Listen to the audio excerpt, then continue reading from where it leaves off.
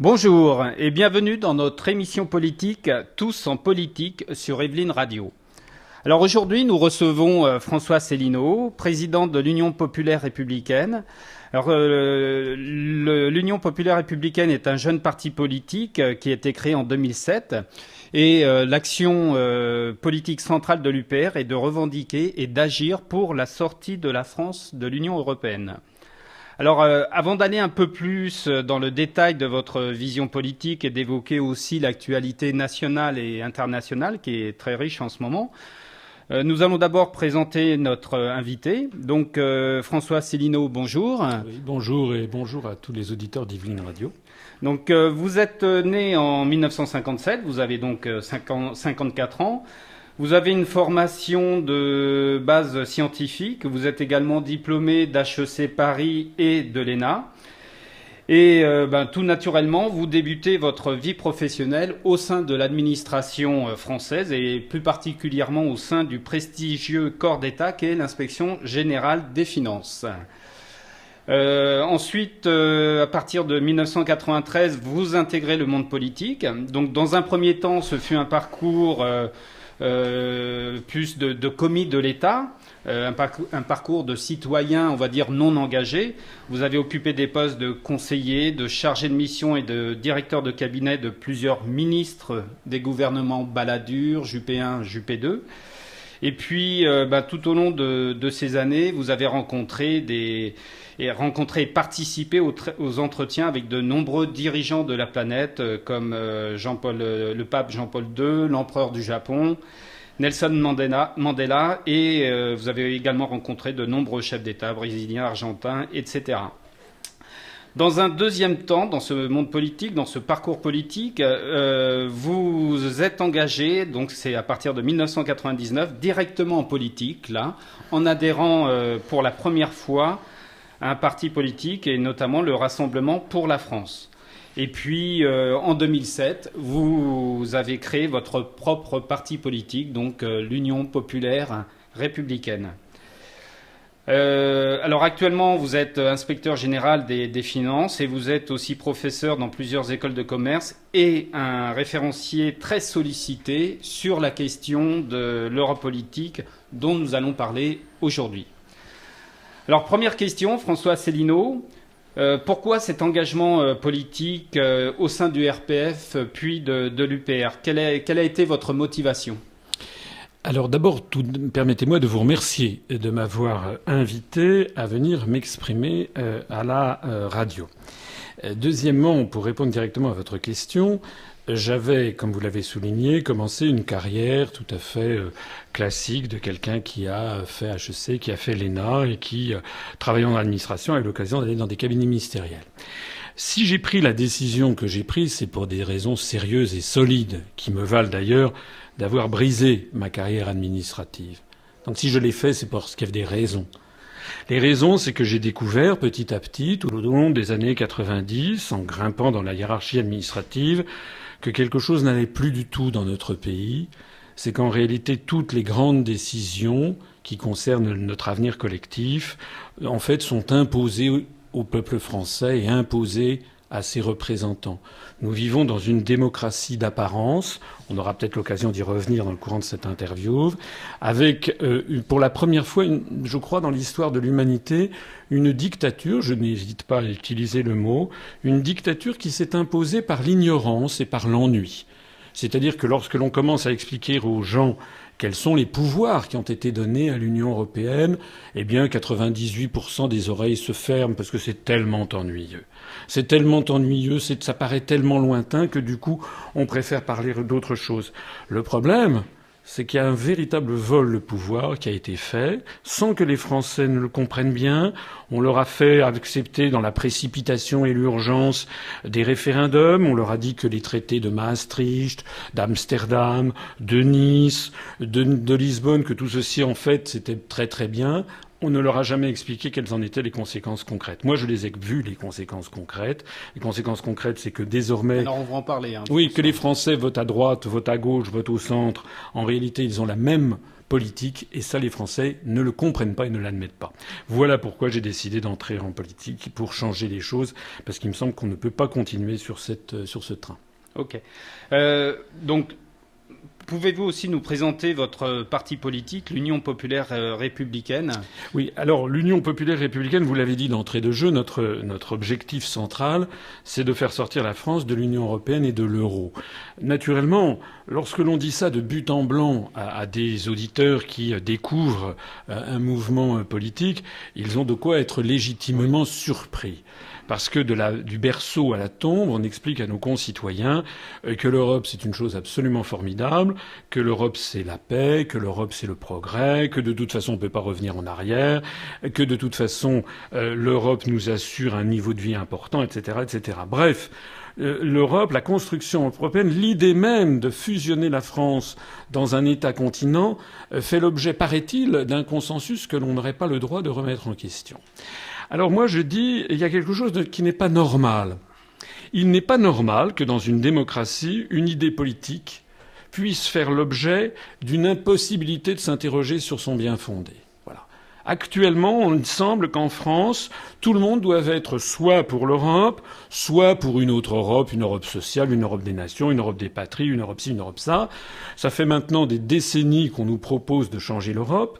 En 1979, par exemple, pour les premières élections au Parlement européen, le Parti socialiste avait adopté comme slogan « Changeons l'Europe ».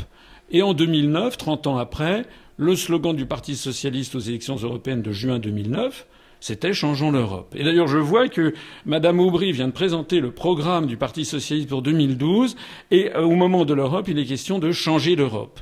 Alors ça fait maintenant 32 ans que le Parti socialiste propose de changer l'Europe. On pourrait dire la même chose d'ailleurs de tous les autres mouvements politiques français. Donc nous sommes là pour expliquer, mais attendez, avant que de changer l'Europe, voyons est-ce que l'on peut la changer et est-ce qu'il n'y aurait pas un vice de conception de départ dans toute cette affaire. Et puisque nous sommes en démocratie, eh bien ouvrons le débat. Voilà. Ok. Et donc, votre analyse justement sur le fonctionnement de cette Union européenne, est-ce que vous pouvez nous expliciter un peu, disons, quelques dysfonctionnements que vous avez notés, constatés ? Alors, d'abord, ce ne sont pas vraiment des dysfonctionnements. On a, vous savez, fait entrer dans la construction européenne au motif que ce serait moderne, au motif que ça assurerait la paix, etc. Choses sur lesquelles j'espère on aura l'occasion de revenir, puisqu'en fait l'Europe en ce moment est en train de nous entraîner dans plus en plus de conflits internationaux. Mais on a fait entrer un nombre croissant d'États dans ce qui était auparavant la Communauté économique européenne et ce qui est devenu l'Union européenne à partir du traité de Maastricht. Nous sommes maintenant 27 États. Et les Français ont du mal à comprendre que lorsque l'on est un État sur 27, eh bien on pèse une plume. On pèse en réalité 3 fois rien. Donc la première chose que les Français devraient comprendre, c'est que on ne peut pas changer l'Europe parce qu'un gouvernement français le souhaite.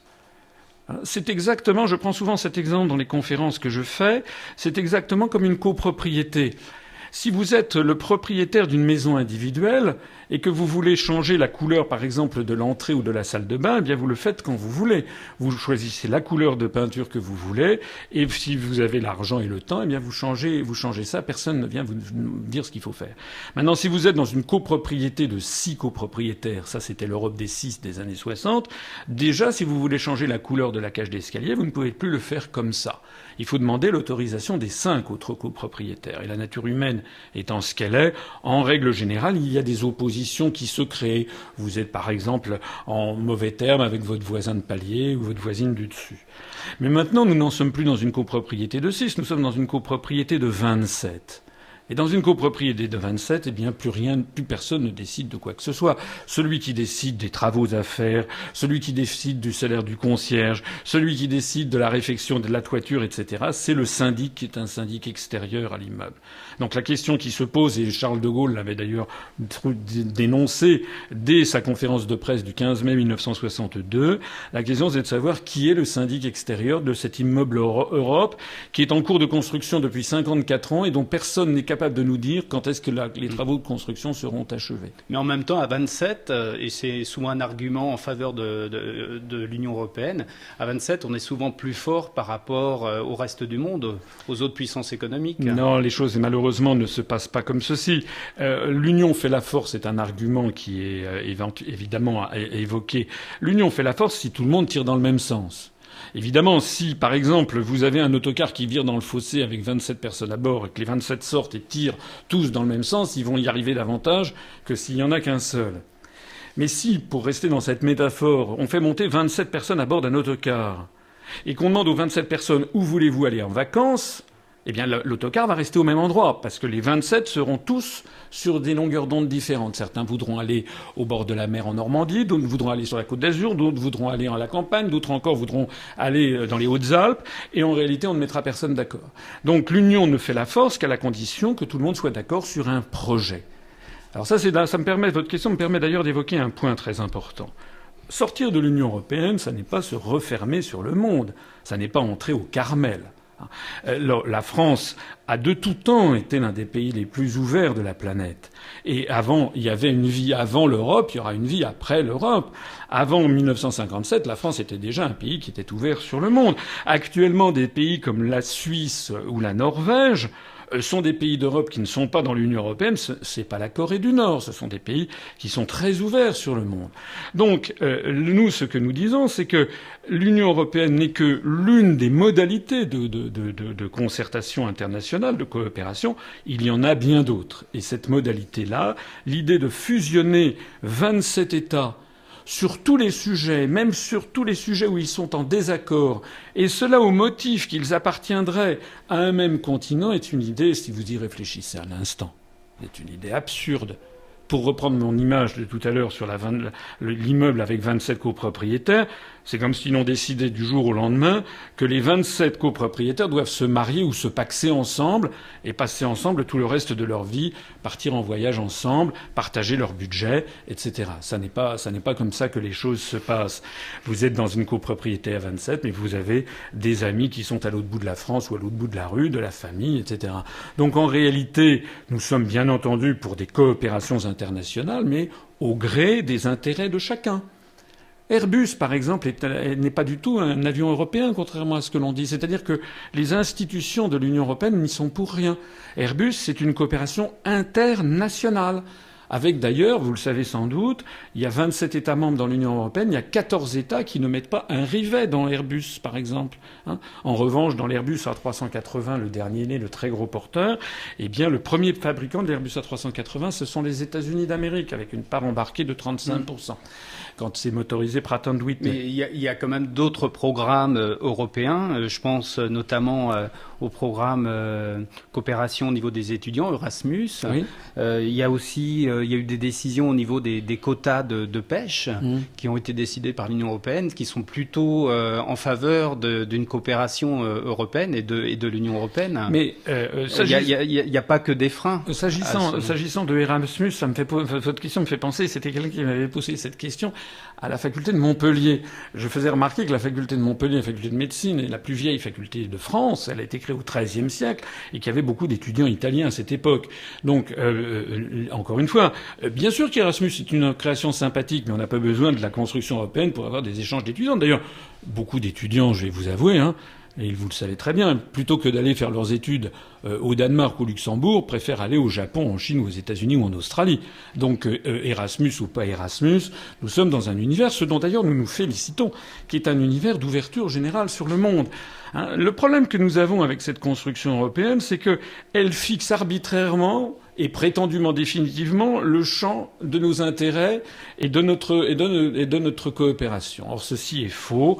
Les Français ont des intérêts avec l'Allemagne, mais aussi avec le Japon, avec la Suisse, avec le Québec, avec le Brésil. Voilà, le monde d'aujourd'hui est un monde ouvert. Donc on a bien compris, vous êtes en faveur de la sortie de la France de l'Union européenne. Mais quel est votre projet ? Comment voyez-vous cette sortie ? Est-ce que c'est possible institutionnellement, juridiquement ? Alors d'abord, c'est juridiquement possible puisque c'est désormais inscrit dans le traité de l'Union européenne suite au traité de Lisbonne. Donc dans le traité de l'Union l'Union européenne, c'est l'article 50 qui prévoit que tout État membre a le droit de sortir de la construction européenne, qu'il doit négocier sa sortie avec le Conseil européen et que ceci doit, au bout de 2 ans, si un accord n'a pas été trouvé, l'État sort dans tous les cas de figure. Bon, donc ça c'est le premier point en termes juridiques. Il n'y a aucune difficulté.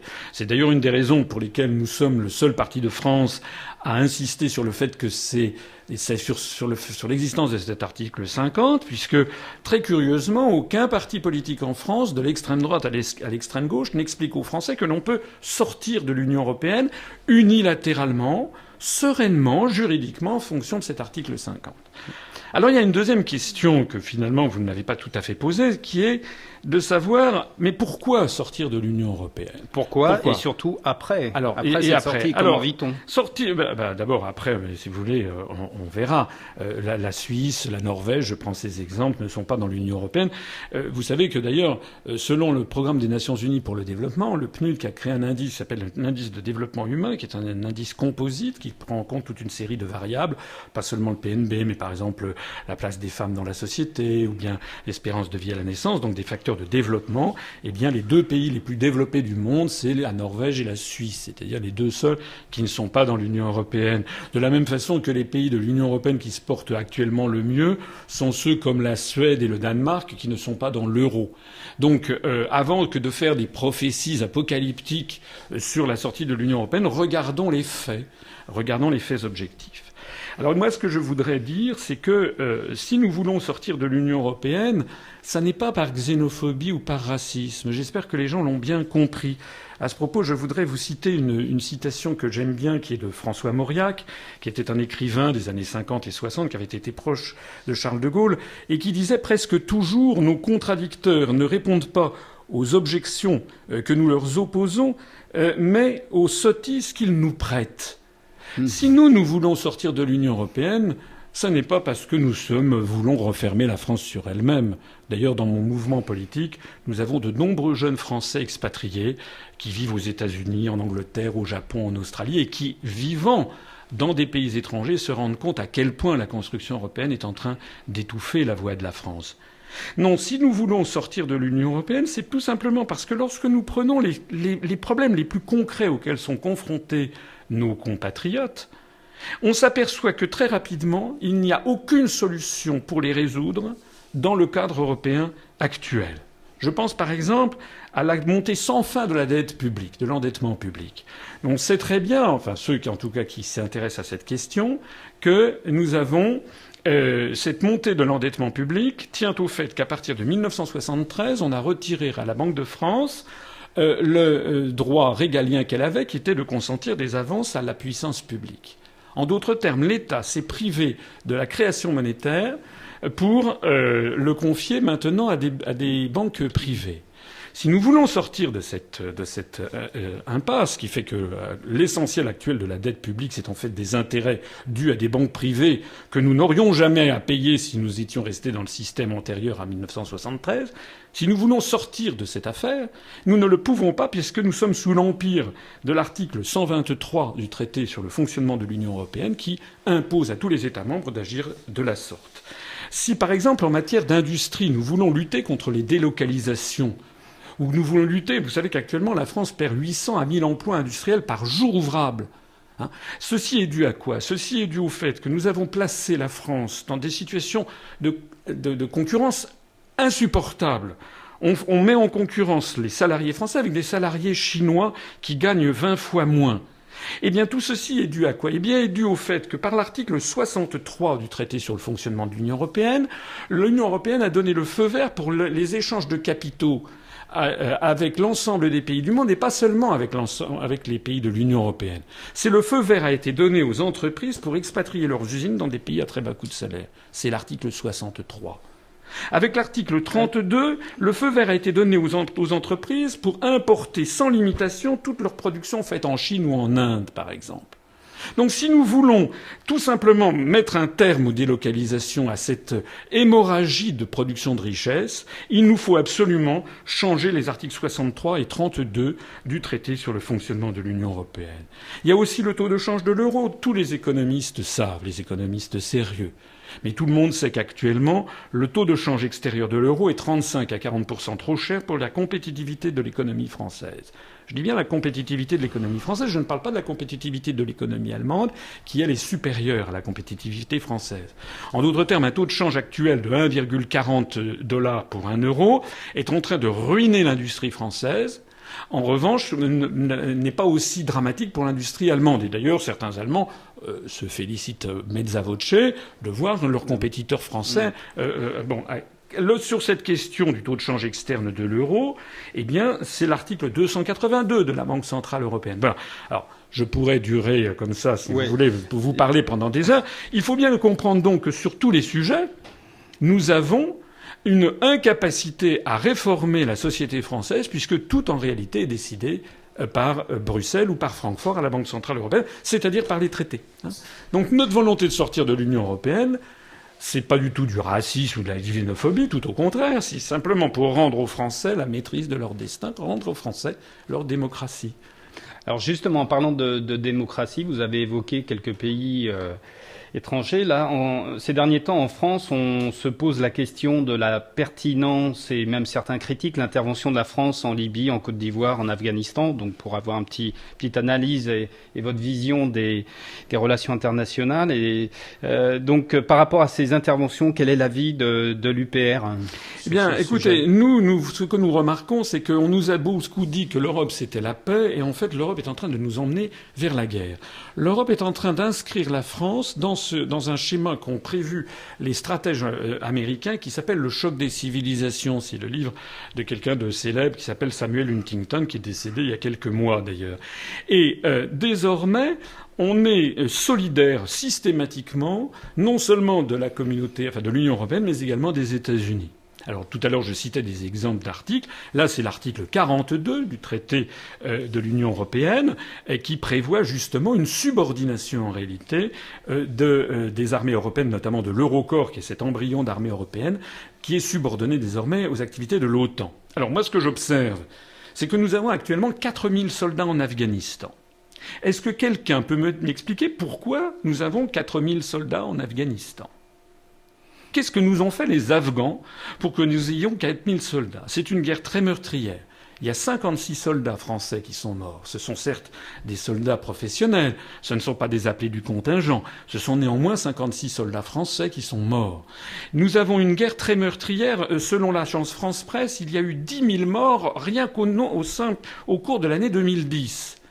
Et selon le relevé des Nations Unies, il y a eu au cours des 9 premiers mois de 2010 2412 morts civils en Afghanistan. Il y a ce qu'on appelle des bavures. Ce ne sont pas des bavures, ce sont des crimes de guerre. Donc nous disons, nous n'avons rien à faire là-bas. Alors, nous sommes là-bas sous les auspices de l'Eurocorps et de l'OTAN, puisqu'en réalité, c'est l'organisation du traité de l'Atlantique Nord qui chapeaute le tout, puisqu'en définitive, la construction européenne nous place sous la suggestion des États-Unis d'Amérique et de l'OTAN. Voilà. D'ailleurs, j'aimerais qu'on m'explique ce que l'alliance du traité de l'Atlantique Nord fait en Afghanistan. À l'évidence, il y a des gens qui ne connaissent pas très bien leur géographie.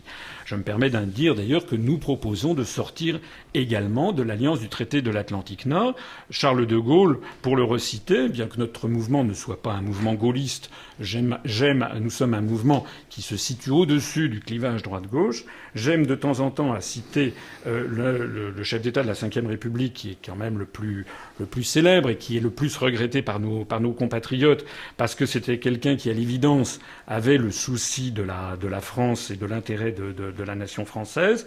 De Gaulle avait dit, lorsque le mur de Berlin et le pacte de Varsovie se seront effondrés, il n'y aura plus aucune raison au maintien de l'alliance de l'Atlantique Nord. Alors s'agissant de la Libye, par exemple, dont vous me parlez, moi je trouve assez ahurissant que la France entre dans des conflits sans d'ailleurs avoir obtenu l'autorisation du Parlement et pour faire des opérations de police internationale, en fait en nous mêlant de ce qui ne nous regarde pas. Ok. Alors, Disons, il va y avoir des échéances électorales en 2012, là, donc l'élection présidentielle, les législatives. Deux questions rapides avant de terminer notre interview, François Asselineau. Donc, actuellement, avez-vous une représentation politique dans les régions, dans les villes? Et puis, par rapport à l'élection présidentielle, quel rôle comptez-vous avoir? Comptez-vous avoir un candidat? Et par rapport aux législatives, même question. Alors nous avons un mandat électif, nous avons un élu qui est un conseiller municipal à Perpignan. Pour le reste, nous sommes un jeune mouvement et actuellement nous sommes en train de monter notre structure nationale. Nous avons des délégués régionaux, des délégués départementaux de l'UPR un petit peu partout. S'agissant de la présidentielle de l'année prochaine, nous allons essayer d'avoir un candidat. Je crois que c'est pas un grand secret que d'imaginer que ça pourrait être moi. Il faut évidemment avoir les 500 signatures pour cela. Nous allons essayer d'avoir les 500 signatures. Que je sois candidat ou que je ne sois pas candidat, de toute façon, nous allons être présents. Parce que ce que nous allons faire, c'est que nous allons passer au peigne fin tous les programmes des autres candidats et nous allons montrer en quoi ces programmes seront inapplicables. D'ores et déjà, vous voyez que le Parti socialiste a présenté son programme pour 2012. Ce programme est à 80% inapplicable au regard du droit européen. D'accord. François Asselineau, merci pour avoir répondu favorablement à notre invitation. Nous ne manquons pas de vous inviter à nouveau pour des débats futurs. Pour ceux qui souhaitent en savoir plus sur votre parti et votre position par rapport à l'Union européenne, vous avez un site où de nombreuses vidéos de conférences sont disponibles. Donc le site c'est www.u-p-r.fr.